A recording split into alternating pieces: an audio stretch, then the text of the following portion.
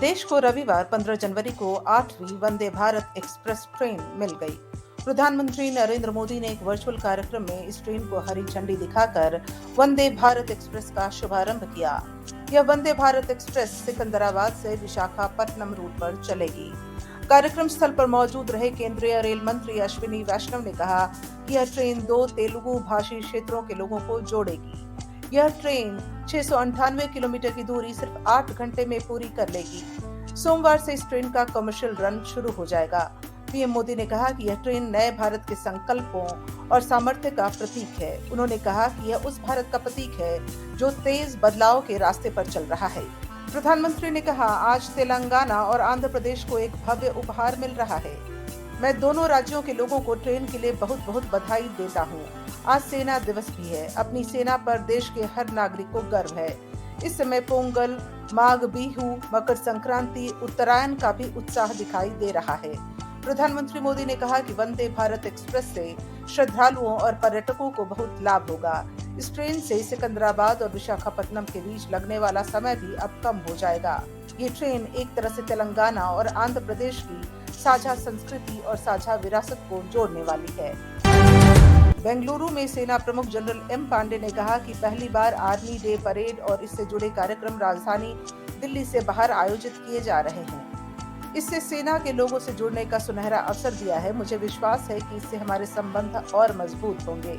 सेना प्रमुख ने कहा कि पिछले साल सेना ने सुरक्षा संबंधी चुनौतियों का दृढ़ता से सामना किया और सीमाओं की सक्रिय और मजबूती से सुरक्षा सुनिश्चित की।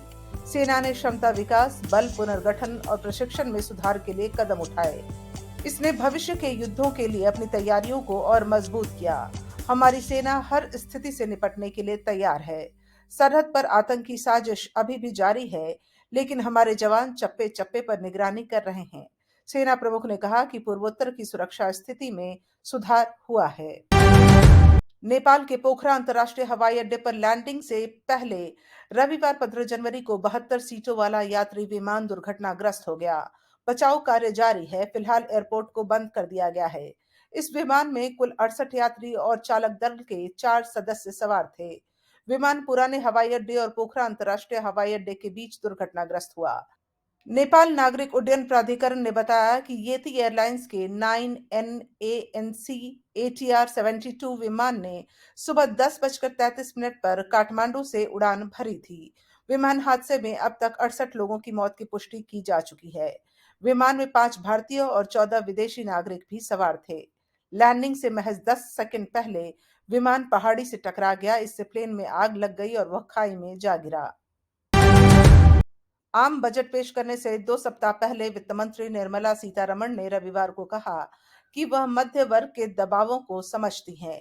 इसके साथ ही उन्होंने यह याद दिलाया कि वर्तमान सरकार ने मध्य वर्ग पर कोई नया कर नहीं लगाया है। सीतारमण 1 फरवरी को लोकसभा में वित्त वर्ष 2023-24 का आम बजट पेश करेंगी। उम्मीद जताई जा रही है कि सरकार इस बजट में आयकर सीमा बढ़ाएगी और मध्य वर्ग के करदाताओं के अलावा अन्य लोगों को भी कुछ राहत देगी। आरएसएस के मुख्य पत्र पांचजन्य द्वारा आयोजित एक समारोह में केंद्रीय वित्त मंत्री ने कहा, मैं भी मध्यम वर्ग से ताल्लुक रखती हूँ, इसलिए मैं मध्यम वर्ग की परेशानियों को समझ सकती हूँ। उन्होंने कहा कि 5 लाख तक की आय आयकर मुक्त है।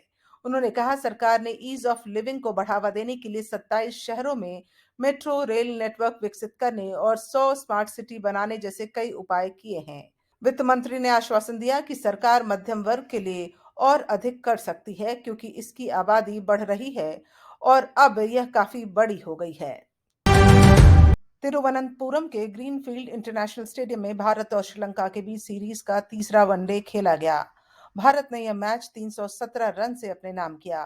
साथ ही सीरीज भी 3-0 से अपने नाम की।